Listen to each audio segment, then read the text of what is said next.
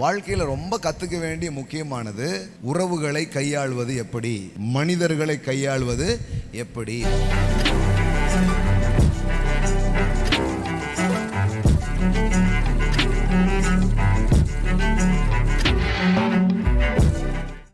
மனிதர்கள் கடினமானவர்கள், மனிதர்கள் மோசமானவர்கள் அப்படின்ற ஒரு முடிவுக்கு வந்து நாம் மனித தொடர்பு இல்லாமல் மாறணும்னா நீங்கள் தனியாக தான் நிற்கணும்.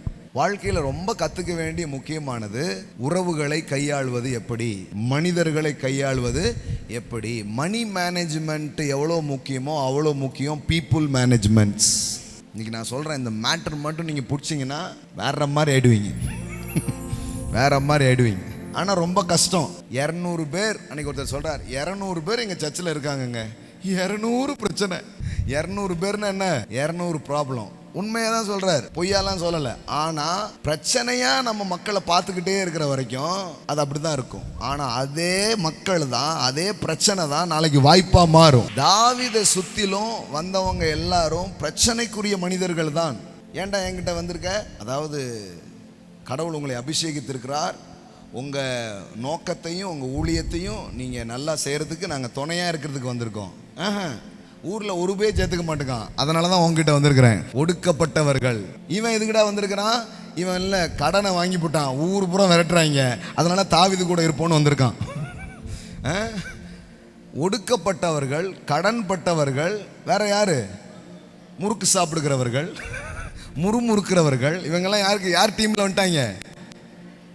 பைபிள் சொல்லுகிறது, இவர்களை சேர்த்து கொண்டு இவன் இவர்களுக்கு தலைவனானான். என்ன ஒரு கூட்டம்.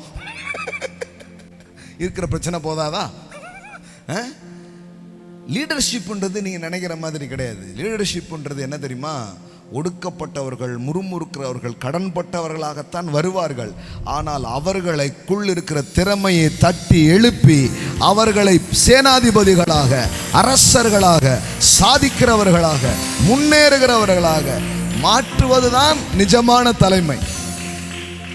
நான் என்ன சொல்றேன்னா, நீங்கள் தொழில் உலகத்தில் வளரணுன்னாலும், ஆவிக்குரிய உலகத்தில் நீங்கள் வளரணுன்னாலும், உறவு ரீதியாக நீங்கள் வளரணுன்னாலும், உங்களுக்கு மக்களை குறித்த புரிதலும் மக்களை கையாளுவது எப்படின்ற வெளிச்சமும் மிக மிக அவசியமான ஒன்றாக இருக்கிறது. ஆமென். நிறைய பேர் இந்த பக்கம் வரமாட்டாங்க, ஏன்னா இது கொஞ்சம் கடினமான பகுதி. ஆனால் இந்த கடினமான பகுதியை நீங்கள் கையாண்டுட்டா மற்றதெல்லாம் சுலபமாக மாற ஆரம்பிச்சு.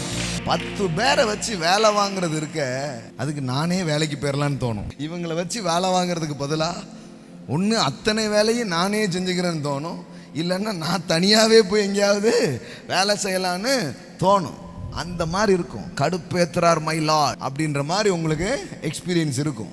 ஆனால் கூட நான் சொல்கிறேன், எப்போவுமே இந்த கடினமான கற்களுக்குள்ளே தான் சிற்பம் ஒளிந்திருக்கும். அதை தோண்டி வெளியே எடுப்பது தான் தலைமத்துவ சிந்தனையாய், ஞானத்தின் வழிகளாய் அது இருக்கிறது. இயேசு நல்லா ஜெபம் பண்றார், இரவெல்லாம் ஜெபிக்கிறார். காலையில் 12 அப்போஸ்தலர்களை அவர் தேர்ந்தெடுக்கிறார். இந்த அப்போஸ்தலருடைய வாழ்க்கையை பார்த்தா இதுக்கு எதுக்குடா ராத்திரி எல்லாம் ஜெபிச்சாருன்ற மாதிரி இருக்கு. ஒருத்தன் சந்தேகப்படுறான், ஒருத்தன் காட்டி கொடுக்கான், ஒருத்தன் எமோஷனலாக இருக்கான். ஒவ்வொருத்தர்ட்டையும் ஒவ்வொரு வீக்னஸ், ஒவ்வொரு பலகீனம். அந்த மக்களோட நின்று இயேசு வேலை செய்து சந்தேகங்களை நீக்கி உணர்வுகளை சமநிலைக்கு கொண்டு வந்து அன்பை காட்டி இது பண்ணி கடைசியில் பாருங்கள், அந்த 12 பேர் தான் இன்னைக்கு வரைக்கும் நிலைத்திருக்கும் தாக்கத்தை அவர்கள் உருவாக்கி இருக்கிறார்கள்.